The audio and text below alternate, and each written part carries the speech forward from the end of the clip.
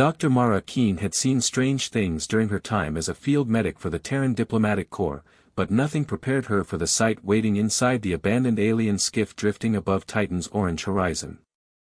A low, trembling growl vibrated through the metallic walls.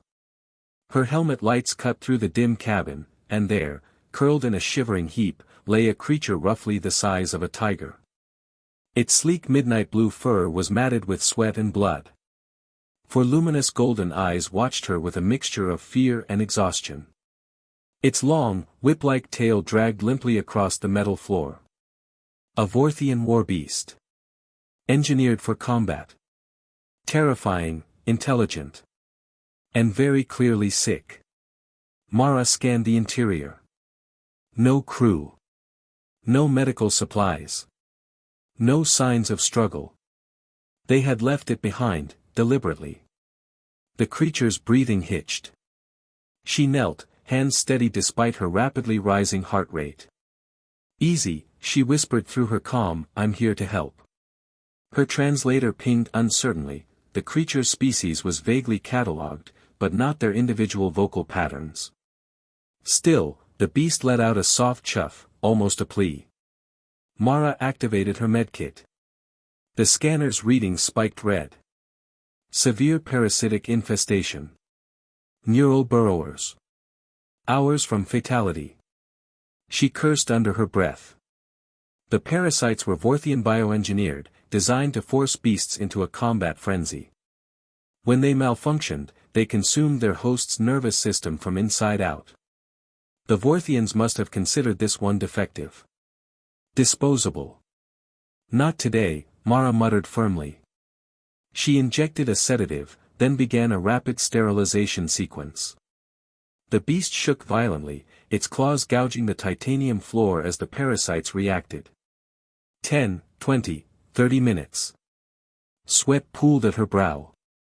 Her gloves trembled from microshocks the parasites emitted as they died. But Mara kept going. She had once promised herself that every life she encountered, human, alien, or something in between, deserved a fighting chance. When the last parasite dissolved into harmless paste, the creature slumped into a peaceful unconsciousness. Hours later, the beast awoke inside the medical suite aboard Mara's shuttle. Its ears flicked. It tried to rise but winced in pain. "Hey, careful," she said softly. "You're not dying. Not anymore." The creature blinked all four golden eyes, focusing on her. It chirred, this time stronger, and pressed its head gently against her arm. A gesture of gratitude? She smiled. "You're welcome." Her datapad chimed. An incoming hail, Vorthian cruiser approaching. Mara's jaw tightened. The Vorthians materialized on her view screen, tall, mantis-like figures with shimmering chitin plates. "You possess our war beast," the commander hissed. "It was deemed defective and discarded. You will surrender it for termination." Mara moved instinctively between the camera and the recovering creature. "No." The Vorthian clicked in irritation. "Human, this is not your concern.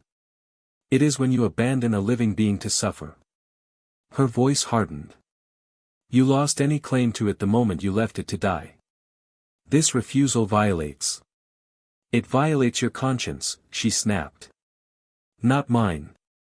Behind her, the beast growled, a deep, resonant sound, but now there was strength in it. The Vorthian officer paused. Its side mandibles twitched. "It is bound to us by design, not loyalty." "Funny," Mara replied, "because it chose to stand with me." Silence crackled across the channel. Finally, the commander spoke with cold detachment. "Then keep your defective pet. But do not expect its survival to mean anything. It will be hunted should it cross our path again." The transmission cut. Mara exhaled slowly, tension draining from her shoulders. The creature nudged her again, this time upright, steadier, tail flicking with cautious curiosity. It emitted a low warble that felt almost affectionate. "You want a name, huh?" she mused. "How about Nyx? Dark, Strong, and stubborn, like someone I know. Nyx huffed approvingly. Weeks passed. Nyx healed fast, faster than any Earth species, and followed Mara everywhere with silent grace. Word spread among the diplomatic corps, the human medic who rescued a Vorthian war beast. And the war beast who now guarded her with unwavering devotion.